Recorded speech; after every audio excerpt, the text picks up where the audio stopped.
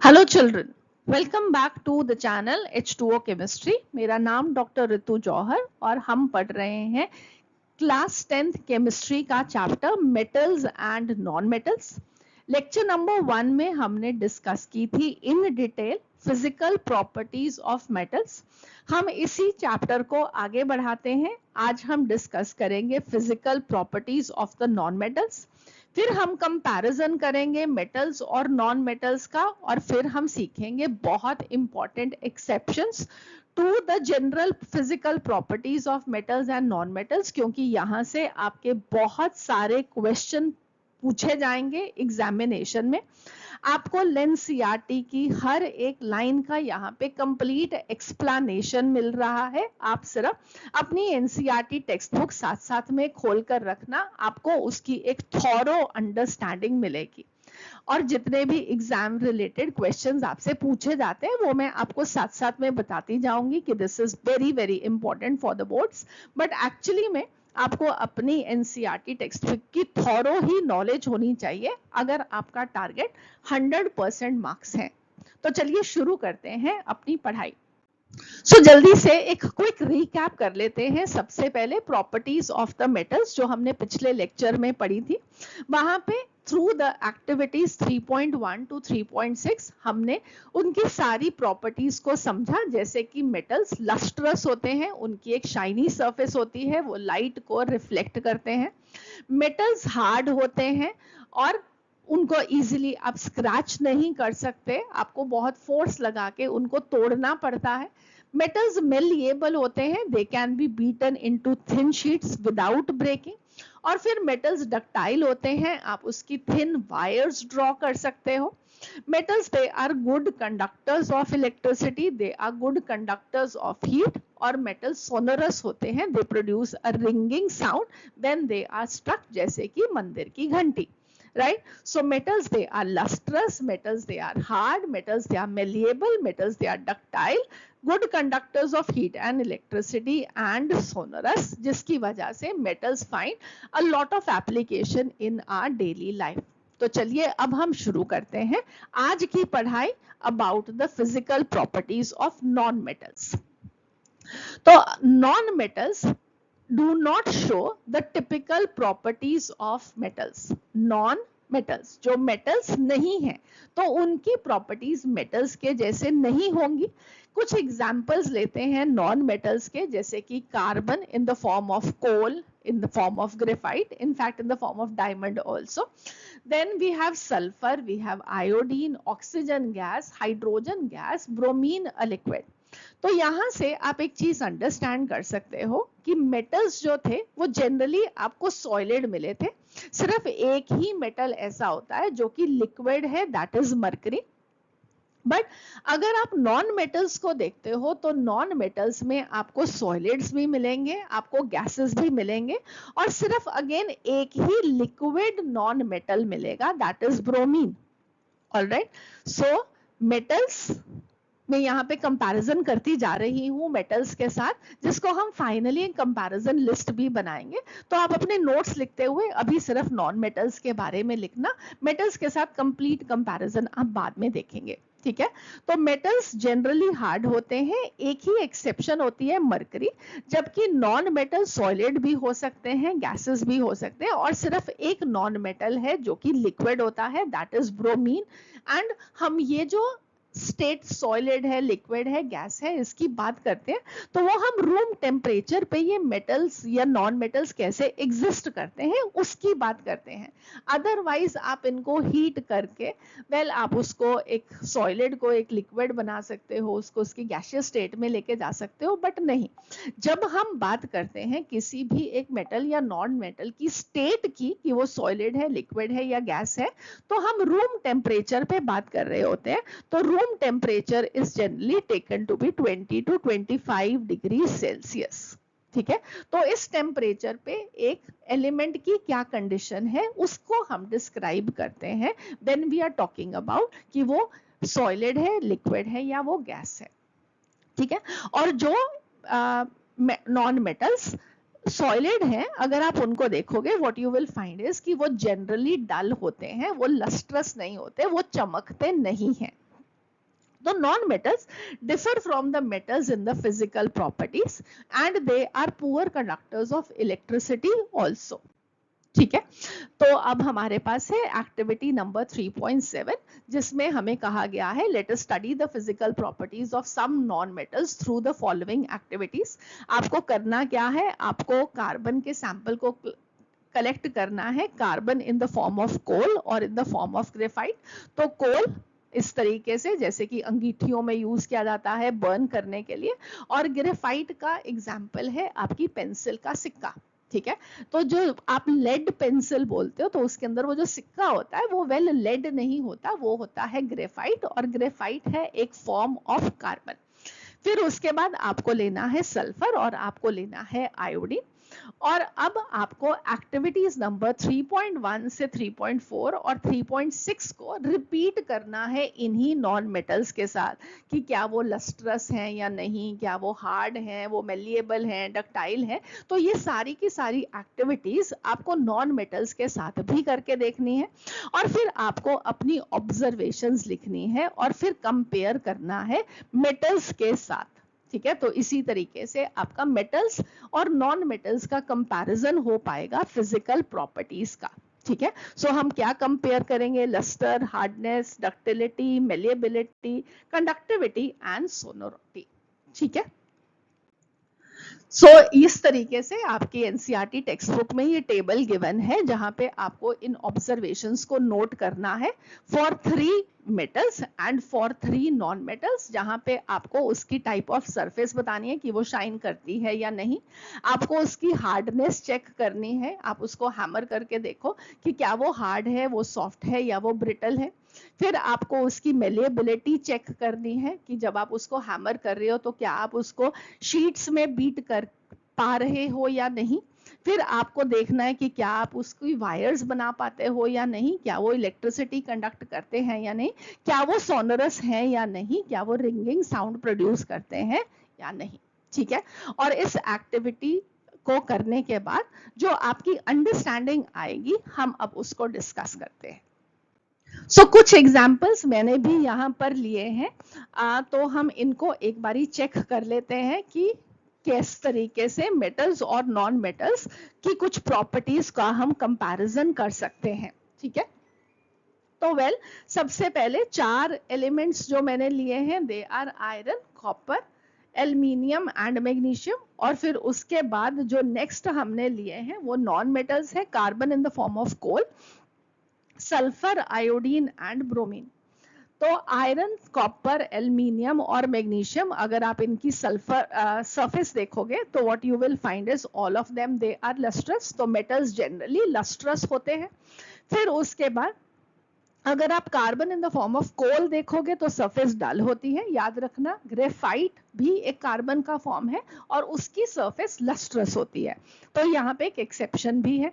फिर उसके बाद सल्फर डल सरफेस, आयोडीन अच्छा चमकता है, लस्ट्रस है, और ब्रोमीन वेल एक्चुअली में ये एक लिक्विड है, सॉलिडिफाई करोगे तो यू विल फाइंड इट कि इसकी सरफेस भी लस्ट्रस नहीं होती। ठीक है, फिर उसके बाद हम बात करते हैं हार्डनेस की। तो iron, copper, aluminium, magnesium hard है। उसके बाद कार्बन इज सॉफ्ट और you can say it is brittle. ठीक है, आप अगर कोल लोगे उसको हैमर करोगे उसके टुकड़े हो जाएंगे। Sulphur is brittle, iodine is also brittle, bromine है ही लिक्विड तो नो टॉकिंग अबाउट दैट। फिर उसके बाद आयरन, कॉपर, एल्यूमिनियम, मैग्नीशियम की अगर आप मेलिएबिलिटी देखोगे तो सब मेलिएबल है, जबकि अगर आप नॉन मेटल्स तीनों देख रहे हो तो ये मेलिएबल नहीं है। सिमिलरली डक्टिलिटी, पहले 4 मेटल्स हैं डक्टाइल हैं, फिर उसके बाद नॉन मेटल्स जो है वो डक्टाइल नहीं है। इलेक्ट्रिसिटी सारे मेटल्स कंडक्ट करते हैं, जबकि ये नॉन मेटल्स जो हैं ये इलेक्ट्रिसिटी कंडक्ट नहीं करते। अगेन यहाँ पे ग्रेफाइट अगर मैं लेती एज एन एग्जांपल तो ग्रेफाइट इलेक्ट्रिसिटी कंडक्ट करता है, वो एक एक्सेप्शन हो जाता।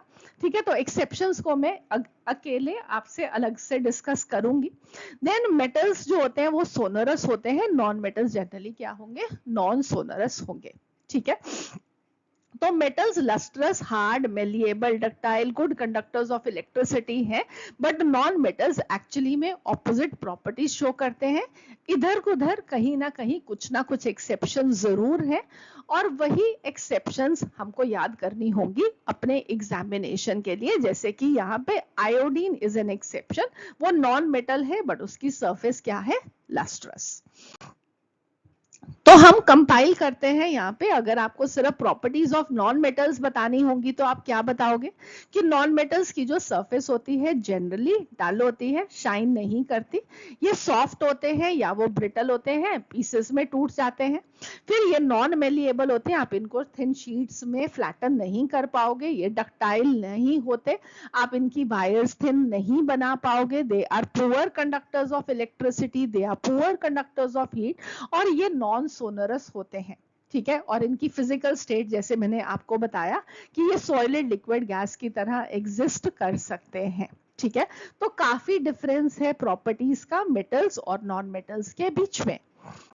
सो जल्दी से हम इसको एक टेबल की फॉर्म में लिख लेते हैं, मेटल्स और नॉन मेटल्स को, क्योंकि ये आपके एग्जामिनेशन में ऐसे ही डिफरेंस की फॉर्म में पूछा जा सकता है। तो वेल सबसे पहले उसकी प्रॉपर्टी लिखो, फिर उसके बाद मेटल्स और फिर उसके बाद नॉन मेटल्स, इस तरीके से अपना टेबल बना लो। तो सबसे पहले appearance, lustre, metals they are generally lustrous whereas non metals उनकी सरफेस डल होती है। हार्डनेस, मेटल्स हार्ड होते हैं जनरली, जबकि नॉन मेटल्स सॉफ्ट या ब्रिटल होते हैं।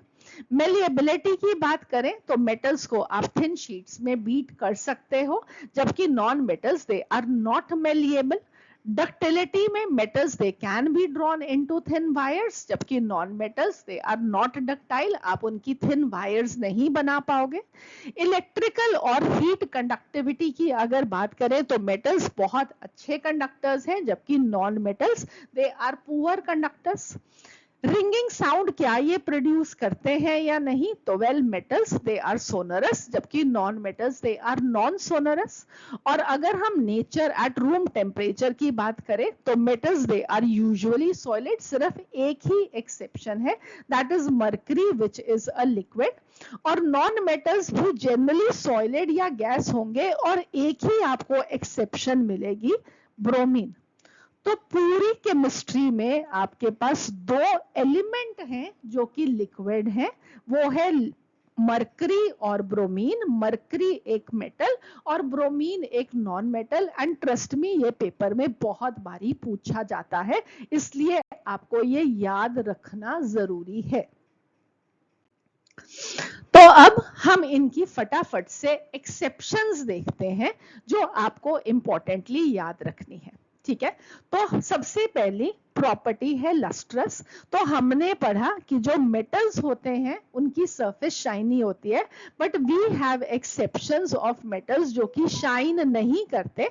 For example we have lead, we have bismuth. ठीक है, लेड आपका स्कूल लेवल एग्जाम्पल है, बिस्मिथ थोड़ा सा एडवांस वाला एग्जाम्पल है। आप दोनों याद रख सकते हो, नहीं तो एटलीस्ट लेड को जरूर याद रखना। लेड इज अ मेटल जो कि लस्ट्रस नहीं है, राइट। फिर उसके बाद मेटल्स जनरली हार्ड होते हैं, बट हमने पढ़ा सोडियम और पोटाशियम ऐसे मेटल्स हैं जिनको आप नाइफ के साथ कट कर सकते हो, तो ये बहुत ही सॉफ्ट मेटल्स हैं। मेलिएबिलिटी में हमने बात की कि मेटल्स जनरली थिन शीट्स में हम बीट कर सकते हैं, उनकी पतली पतली शीट्स बना सकते हैं। तो कौन सा ऐसा मेटल है जो कि मेलिएबल नहीं है, तो वेल याद रखना जिंक, क्योंकि जिंक बहुत ही ब्रिटल है, आप उसकी थिन शीट्स नहीं बना पाओगे। ठीक है, देन वी हैव डक्टिलिटी। तो मेटल्स की आप वायर्स बना सकते हो, किसकी नहीं बना पाओगे, जिंक की और लेड की आप नहीं बना पाओगे। Lead was very soft and zinc is very brittle, तो अगेन ये टूट जाते हैं जब हम उनकी वायर्स बनाते हैं। ठीक है, तो good conductors of electricity, well most of the metals they are good conductors of electricity. Mercury और lead they are the two examples जो कि पुअर कंडक्टर्स ऑफ इलेक्ट्रिसिटी है। Then we have good conductors of heat होते हैं metals, exceptions again lead and mercury, they are poor conductors of heat. सारे के सारे metals again ringing sound produce करते हैं, एक्सेप्शन कौन है, लेड और टंगस्टन। ये रिंगिंग साउंड प्रोड्यूस नहीं कर सकते। टंगस्टन को कहाँ पे यूज किया जाता है, जो बल्ब्स होते हैं, आजकल तो एलईडी बल्ब्स आ गए, जो पुराने वाले बल्ब होते थे जिसके अंदर आपको एक वायर दिखाई देती थी, तो वेल वो वाले बल्ब्स में वो जो वायर बनी होती है ना, वो टंगस्टन की होती है, और टंगस्टन ये नॉन सोनरस होता है। ठीक है, तो generally metals they are solid at room temperature, mercury is only metal which is liquid at room temperature, जिसको थर्मामीटर बनाने के काम लेकर आते हैं। ठीक है, फिर उसके बाद high melting and boiling point. Metals के मेल्टिंग पॉइंट, बॉइलिंग पॉइंट बहुत हाई होते हैं, एक चीज और आप याद रखना।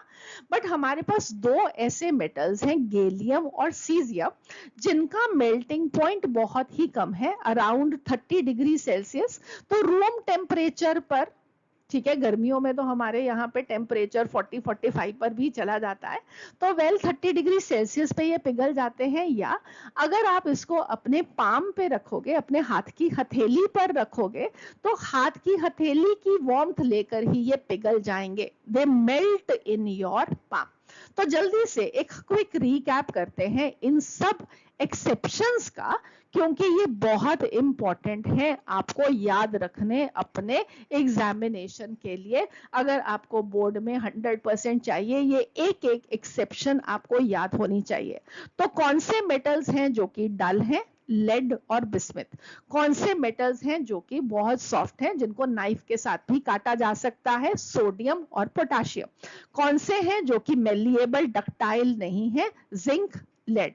कौन से हैं जो कि poor conductors of heat and electricity है, मर्करी एंड लेड।